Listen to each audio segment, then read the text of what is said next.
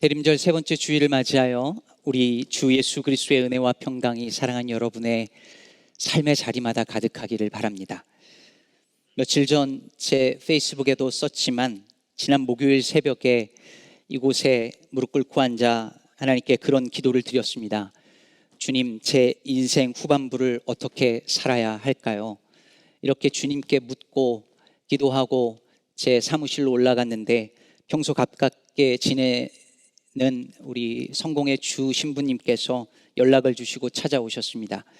그리고 제게 책 선물을 건네셨는데 책이 The Most Scenic Drives of America 였습니다. 그러니까 미국에서 가장 아름다운 여행지를 소개하는 여행 가이드 책이었습니다.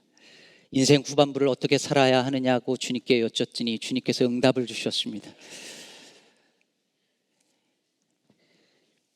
남은 인생은 여행도 좀 다니면서 즐겁게 살라 하시나 보다 생각했는데 경비는 안 주시더라고요. 여러분은 어떠신가요? 인생을 어떻게 살아야 하나? 남은 인생을 어떻게 살아야 하나? 지금까지 살아온 인생과 남은 인생은 어떻게 다를 수 있고 더 나은 인생이 될 수 있을까? 그런 생각, 그런 질문 던지고 계신가요? 사실 전도서에서는 이런 질문들에 대해서 코엘레트의 답을 우리에게 들려줍니다. 전도자는 코엘렛은 이 전도서에서 보다, 히브리어로 라라는 단어를 47번이나 쓰고 있습니다. 즉 해 아래 모든 인생들의 모습과 그 수고의 모습을 코엘렛이 봅니다. 그냥 보는 게 아니라 면밀하게 주의 깊게 관찰합니다. 대충 보지 않습니다. 매우 치밀하게 관찰했습니다. 그리고 그렇게 모든 인생들을 들여다본 후에 코엘렛의 결론이 무엇이었습니까? 헛되고 헛되며 헛되고 헛되니 모든 것이 헛되도다. 그런데 지난주에 살펴본 것처럼 여기서 헛되다라는 단어는 인생이 아무 의미 없거나 부질 없다 그런 의미라기보다는 마치 수증기 혹은 바람 같아서 그냥 왔다가 금방 사라져 버리는 그 짧고 유한한 것을 말하는 단어라 말씀드렸습니다. 그러니 다 쓸데없어 라며 허무주의에 빠지라는 그런 말이 아니라 내가 그렇게 중요하다고 생각하는 그것들, 그렇게 중요하다고 잡으려고 하는 그것들이 정말 중요한 것인가? 다시 한번 되돌아보라는 말입니다. 그거 없으면 큰일 나는 것처럼 생각하면서 손에 꼭 잡으려고 그렇게 집착하던 그것들이 정말 소중한가? 혹은 그냥 허공 한 줌 잡는 거에 불과한 것, 그걸 그렇게 잡으려고 애쓴 것 아닌가 돌아보라는 것입니다. 예전에 한번 소개해드렸던 이정복 시인의 그렇게 소중했던가라는 시 기억하시죠? 휴게소에서 자판기 커피 하나 들고 막 뛰어가면서 손 대는 줄도 모르고 양복 다 버리는 줄도 모르고 헉헉거리면서 자리에 탁 앉아서 이거 그냥 두고 오면 되는 걸 그렇게 소중했던가 깨달았던 그 시인처럼 이 코엘렛은 우리 역시 그렇게 꼭 붙잡고 붙들려고 애를 쓰는 그것이 그렇게 소중한 거 맞느냐고 묻고 있습니다. 사람들은요 다 크고 작은 불안을 안고 살아요.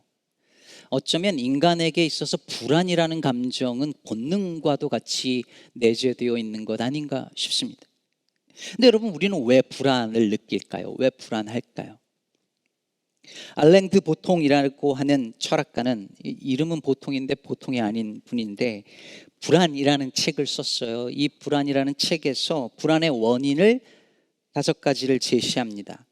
사랑 결핍, 속물 근성, 기대, 능력주의, 그리고 마지막으로 불확실성. uncertain하다고 하는 거죠, 인생이. 그리고 세상이 예측 불가한 일들이 너무 많고, 그리고 그 불확실성이 우리를 불안하게 만든다는 겁니다. 결국 사람들이 뭔가에 집착하는 이유가 여기 있어요. 무슨 말이냐면 불확실하고 불투명하니까 불안해요. 그러니까 불안하니까 뭔가 확실한 것을 잡으려고 하는 거죠. 그건 돈일 수도 있고 더 확실한 직업일 수도 있고 더 안정적인 직장일 수도 있을 것입니다. 그래서 알랭 드 보통은 불안은 욕망의 하녀다라고 말을 했습니다. 욕망하는 그것들을 잡아야 안심할 수 있고 그래야 불안하지 않을 수 있다는 거죠.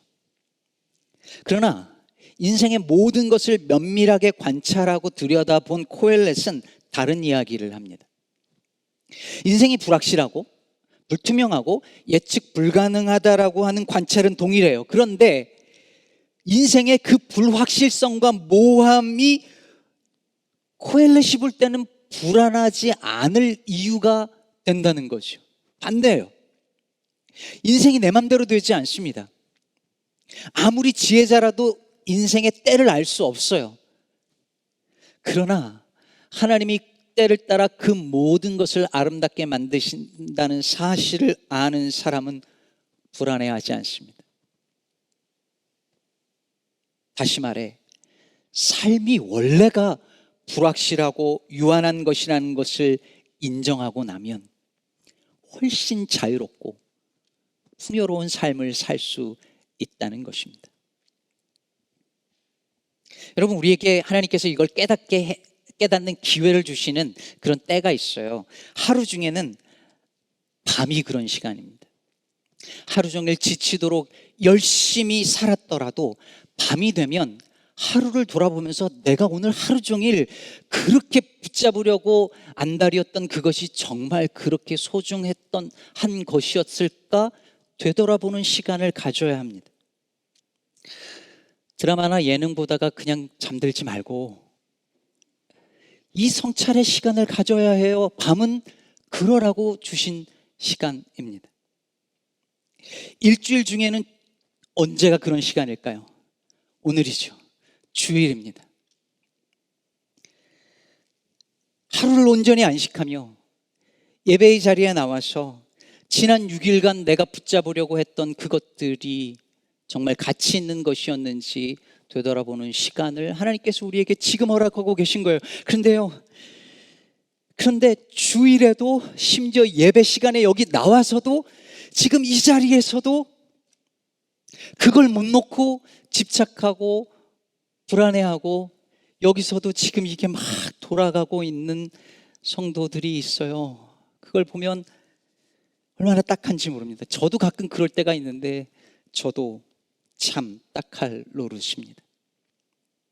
이걸 깨닫게 되는 아주 또 하나의 중요한 기회가 있는데 그건 우리가 약하고 병들 때입니다. 요즘 아프신 분들이 너무 많고 우리 교회 안에도 많은데요.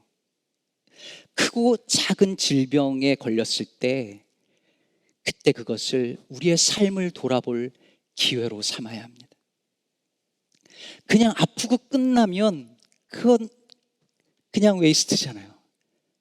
근데 우리가 연약해졌을 때, 우리가 병에 걸렸을 때, 우리가 아플 때에 우리 인생이 이렇게 짧고 약하고 유한한 것인데 내가 과연 나는 지금 가치 있는 것들을 붙잡고 살고 있는가? 그걸 돌아보아야죠. 오늘 아파서 못 오셔서 온라인 예배 드리시는 분들 그런 시간으로 삼으시길 바랍니다. 전도서 7장 4절에 유명한 말씀이 나오죠. 지혜자의 마음은 초상집에 있으되 우매자의 마음은 혼인집에 있느니라. 여러분, 전도서에서는 계속 비교급이 나와요. 뭐가 뭐보다 낫다. 근데 그 중에 대표적인 게 초상집에 가는 것이 잔치집에 가는 것보다 낫다 이렇게 말합니다. 왜 그럴까요? 누군가의 죽음 앞에 섰을 때 우리는 삶에 대해서 너무 많은 것을 배울 수 있기 때문입니다. 우리가 집착하던 그것들이 죽음이라는 현실 앞에 딱 서면 죽음이라는 현실 앞에 내가 그동안 집착해왔던 것들을 가지고 거기 앞에 서기만 해도 그게 아무것도 아니었구나라는 것을 우리는 깨달을 수 있습니다. 그래서요, 저는 장례식이 있으면 고인의 사돈의 팔촌의 친구의 친구의 친구의 친구라도 가야 된다고 생각합니다. 가셔야 하는 거예요. 그런 기회가 어디 있습니까? 세상에 그 어떤 탁월한 강사가 우리의 인생에 대해서, 삶에 대해서 이보다 더 알려줄 수 있겠습니까? 그래서 교회의 가족의, 성도들의 가족의 장례가 났는데도 안 가는 성도들을 보면 저는 너무너무 안타깝습니다. 장례식은 고인이 자신의 죽음을 통해서, 죽음으로써 우리에게 인생은 어떤 것이라고, 인생은 어떤 삶이어야 한다라고 웅변하고 있는 그런 자리인데, 그런 자리를 어떻게 놓칠 수 있습니까? 그러니 전도자가 초상집에 가는 것이 잔치집에 가는 것보다 낫다라고 말하는 것이죠. 자, 여러분 보세요. 전도서에서 코엘렛은 인생의 유한함과 불확실성을 계속 말합니다. 인생의 미래는 우리가 어떻게 할 수 있는 게 아닙니다. 내 앞에 펼쳐질 그 미래는 내가 열심히 뭔가를 수고한다고 보장되지는 않습니다. 그러니 a better life, 더 나은 삶은 저기 있어서, 내가 지금 여기서 이 순간을 희생하고 포기해서 열심히 살면 저기 있는 저 better life가 내 것이 되는 것이 아니라고 전도자는 말하고 있습니다.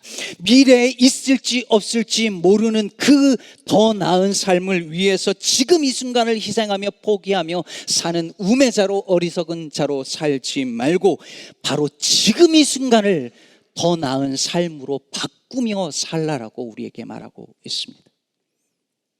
4장 6절이 말하는 바가 바로 그것입니다. 두 손에 가득하고 수고하며 바람을 잡는 것보다 한 손에만 가득하고 평온함이 더 나으니라. 어리석은 사람은 이 두 손에 다 잡으려고 열심히 일을 하고 수고하고 땀을 흘리지만 그건 바람을 잡는 것과 같고, 그렇기 때문에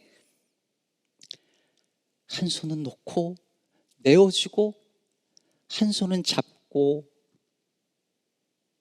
평온함을 누리는 것이 훨씬 나은 삶이다라는 거죠. 여러분, 전도자는요,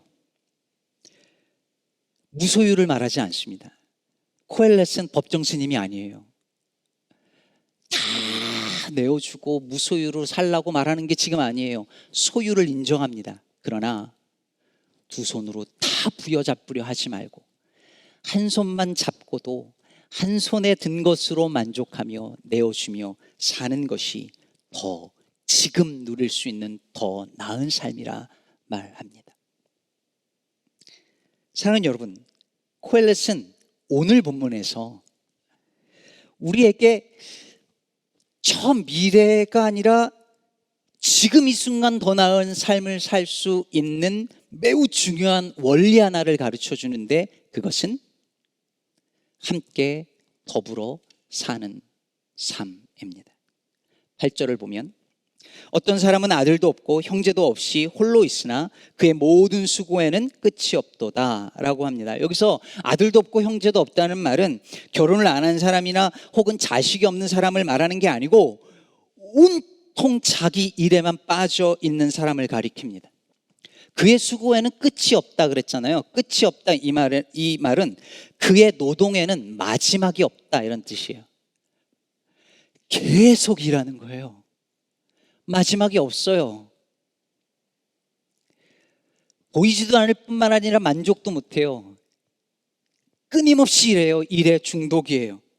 그런데 그렇게 주변을 돌아보지 않고 계속 일하면서 열심히 살다가 어느 날 돌아보니 주변에 아무도 없어요. 아무도 없는 거예요, 주변에. 그래서 이렇게 말하는 거예요. 8절 후반부 보면 내가 누구를 위하여는 이같이 수고하고 나를 위하여는 행복을 누리지 못하게 하는가. 정말 최선을 다해 살았는데, 이민 와서 정말 열심히 살았는데 어느 날 돌아보니 누구를 위하여 일한 건지 알 수 없고, 주변을 돌아보니 가족도 형제도 친구도 아무도 없어진 그 상태가 된 거죠. 코엘렛은 이런 사람에 대해서 8절 끝부분에 이렇게 평가합니다. 이것도 헛되어 불행한 노고로다. 여러분, 여기서 불행하다라고 하는 이 단어, 히브리어 단어는 악하다라는 뜻도 가진 단어예요. 그러니 일만 하다가, 평생 그렇게 일만 하다가 홀로 남은 이 삶이 단순히 불행한 삶일 뿐만 아니라 악할 수도 있다는 거예요. 전도자는 그래서 더 나은 삶이 있다고 말해요.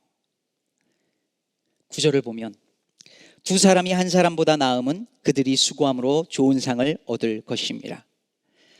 더불어 사는 것이 혼자 사는 것보다 더 나은 삶이랍니다.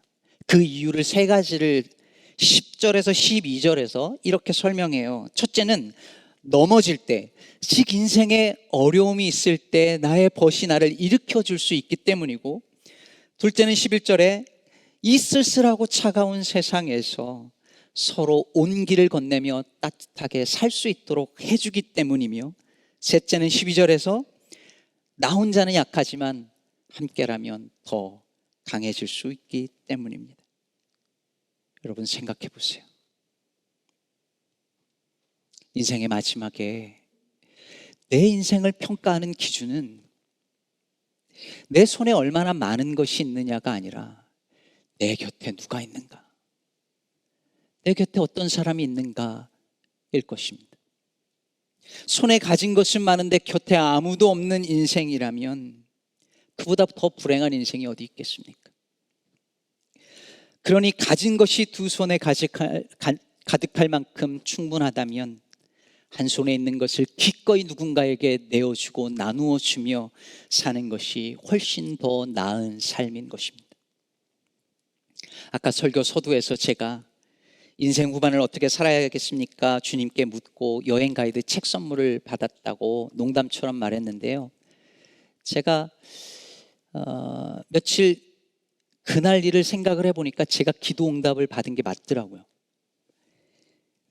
말 그대로 여행하면서 살라는 게 응답이라는 말은 아닙니다. 뭐 어떻게 그러겠어요. 뭐 장로님들이 보내줘야 가지 뭐. 근데 기도 응답이라는 생각이 들은 이유가 있어요. 사실 그 신부님이 저한테 선물을 준 이유는 날짜상으로 오늘이 제가 목사 안수 받은 지 11년이 되는 날이기 때문입니다. 그래서 그 신부님이 저한테 11주년 축하한다고 선물을 주신 거예요. 그 선물을 받고 전도서를 묵상하고 설교를 준비하면서 가만히 제 삶을 들여다보았습니다.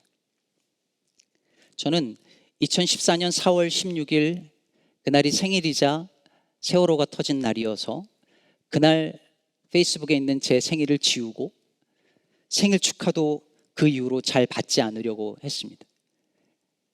어떻게 축하를 받아요, 그런 날. 그래서 제 아내가 사람들을 불러서 생일 축하하려고 해도 가능하면 하지 말라고 했습니다.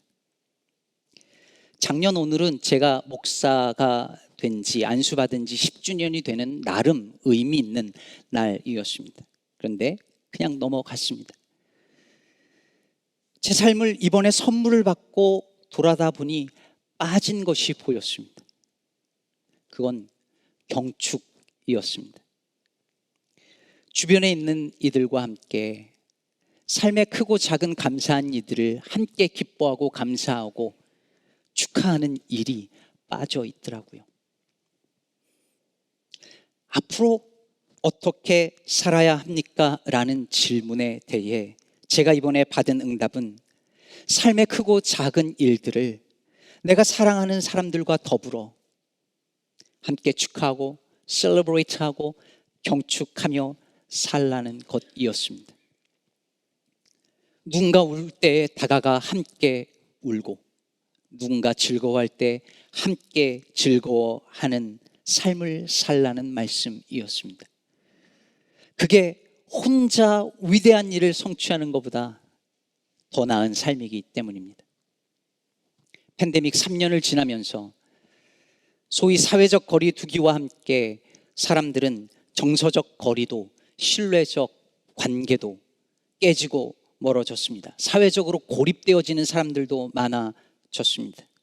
이런 현상은 교회에도 큰 영향을 끼쳤습니다.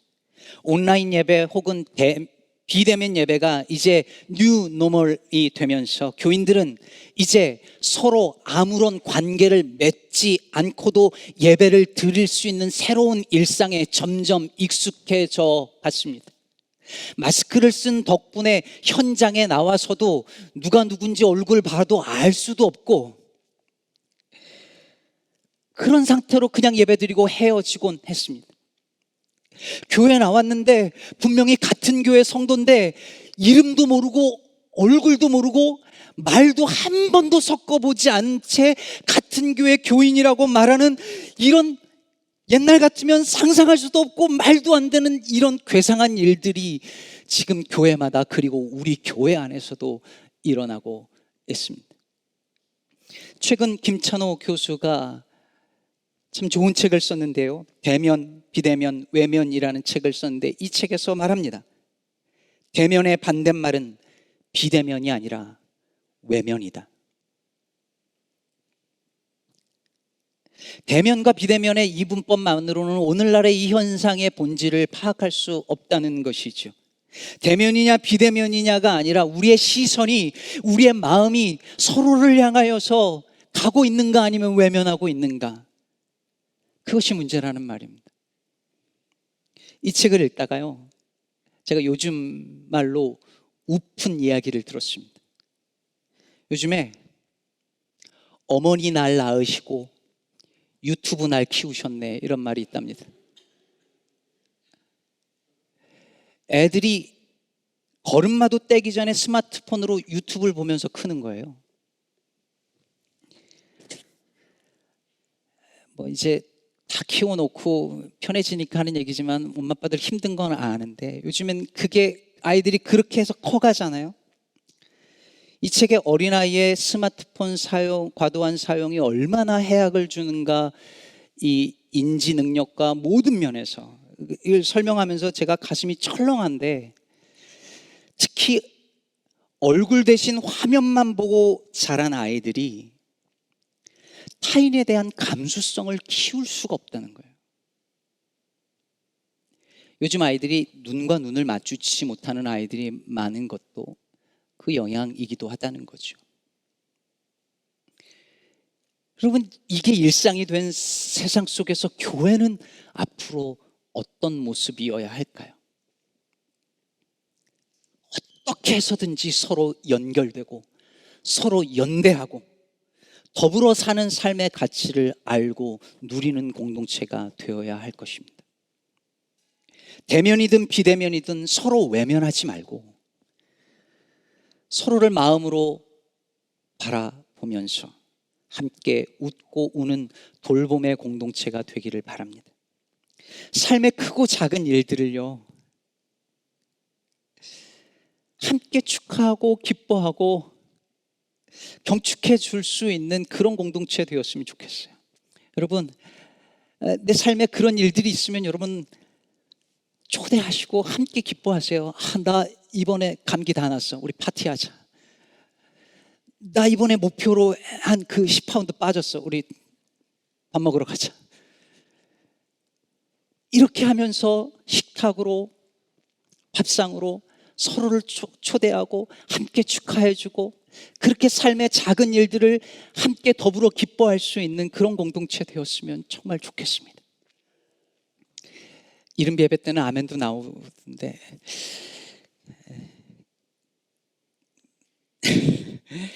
그래서 내년도 표어를요, 홀로 묵상 더불어 밥상이라고 정했습니다. 저는 우리 교회가요, 묵상 공동체 그리고 밥상 공동체가 되었으면 좋겠습니다. 나중에 더 이야기를 나눌 기회가 있겠지만 매일 하나님과 홀로 독대해서 말씀을 묵상하고 성도들과 이웃들과 더불어 밥상을 나누는 그런 일상이 우리 가운데 만들어진다면 우리의 삶은 비록 인생이 유한하고 불확실하다 할지라도 훨씬 더 풍요로워지리라 저는 굳게 믿습니다. 말씀을 맺겠습니다. 정현종 시인의 비스듬이라는 시 기억하시죠? 생명은 그래요. 어디 기대지 않으면 살아갈 수 있나요? 공기에 기대고 서 있는 나무들 좀 보세요.